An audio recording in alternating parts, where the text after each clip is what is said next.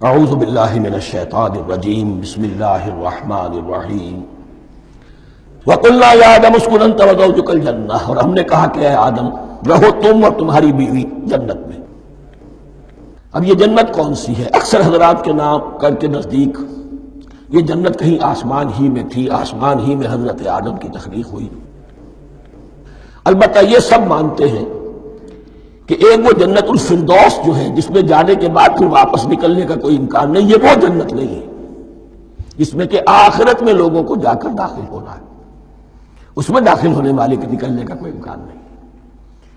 ایک رائے یہ بھی ہے، میرا رجحان اس رائے کی طرف ہے، تخلیق آدم اسی زمین پر ہوئی ہے۔ وہ جن مراحل سے گزری ہے تخلیق، وہ ایک علیحدہ مسئلہ ہے۔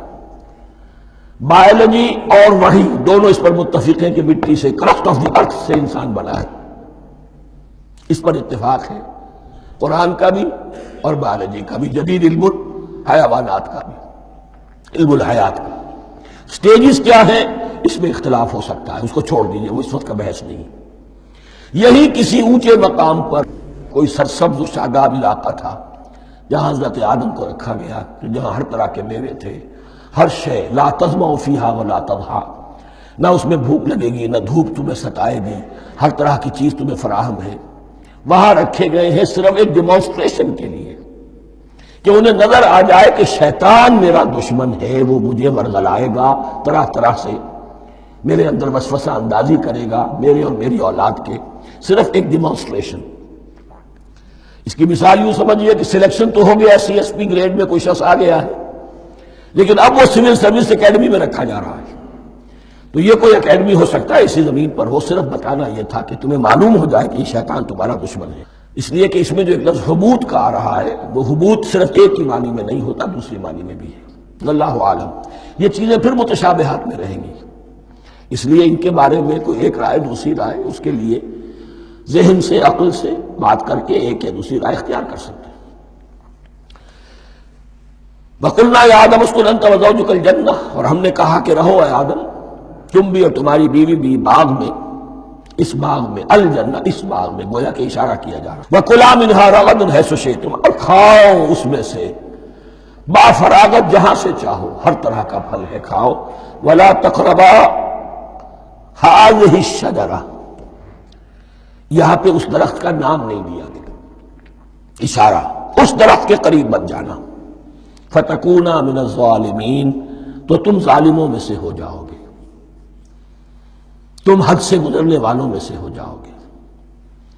اب اس کی بھی حکمت سمجھیے کہ چونکہ ڈیمانسٹریشن کرانی ہے کہ تمہیں کسی چیز سے، ہزار چیزیں مباح ہیں دنیا میں، چند چیزیں پینے کی حرام ہیں، اب تم اگر ان ہزار مباح چیزوں کو چھوڑ کر حرام چیز کو پیتے ہو تو یہ تمہارا اختیار ہوا، جبکہ اللہ تعالیٰ نے مباحات کا دائرہ بہت وسیع رکھا ہے۔ جس سے چاہو چند رشتے ہیں جو بیان کر دیے گئے، یہ حرام ہے، محرمات ہے، ابدیہ ہیں، ان سے تو شادی نہیں ہو سکتی، باقی کسی مسلمان عورت سے دنیا کے کسی کونے میں وہ شادی کر سکتے، کروڑوں کے آپشنز آپ کے لیے خالی کھلے ہیں، لیکن پھر بھی انسان شادی نہ کرے، زنا کرے، یہ گویا کہ اس کی اپنی خباثت نفس ہے۔ ایک نہیں، دو دو، تین تین، چار چار تک شادی کرو، اجازت ہے تمہیں۔ تو اس اعتبار سے مباحات، اب یہ پورا باغ تمہارے لیے مباح ہے، بس ایک درخت ہے، اس کے پاس نہ جانا، اور درخت کا نام لینے کی کوئی ضرورت نہیں، تو آزمائش تھی نا، صرف ایک آزمائش اور اس کی ڈیمانسٹریشن۔ فَأَزَلَّهُمَا الشَّيْطَانُ عَنْهَا، تو پھسلا دیا ان دونوں کو شیطان نے اس درخت کے بارے میں۔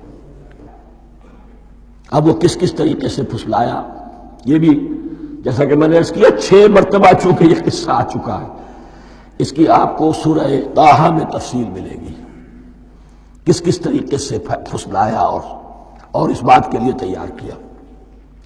فَأَخْرَجَهُمَا مِمَّا كَانَا فِيهِ، تو نکلوا دیا ان دونوں کو اس کیفیت میں سے جس میں کہ وہ تھے، وہ کیفیت کہ نہ کوئی مشقت ہے، نہ کوئی محنت ہے، اور انسان کو ہر طرح کا اچھے سے اچھا پھل مل رہا ہے، تمام ضروریات فراہم ہیں، خاص کوئی حلۂ جنت ہے جس کا کہ لباس بھی عطا کیا گیا ہے۔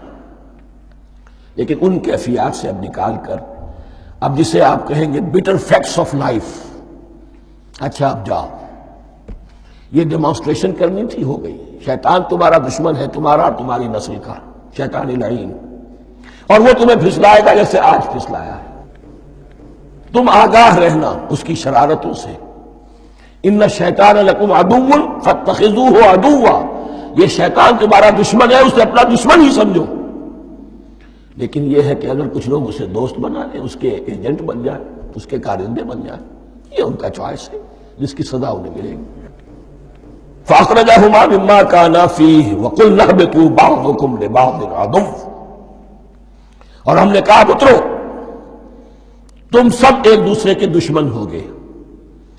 اب یہ چونکہ جمع کا صیغہ آیا ہے، ایک دوسرے کے دشمن ہوگے، تو ایک دشمنی تو شیطان اور آدم اور ذریت آدم کی ہے، ایک اور دشمنی بھی ہے جو انسان میں مرد اور عورت کے مابین ہے۔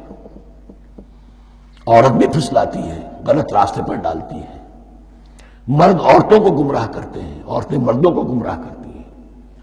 قرآن مجید میں کہا گیا یا ایھا الذین آمنوا ان من ازواجکم واولادکم عدوا لکم فاحذروہم، اہل ایمان چوکنے رہو، چوکس رہو، تمہاری بیویوں اور اولاد میں سے تمہارے دشمن ہیں، بچ کر رہو، کیپ الرٹ،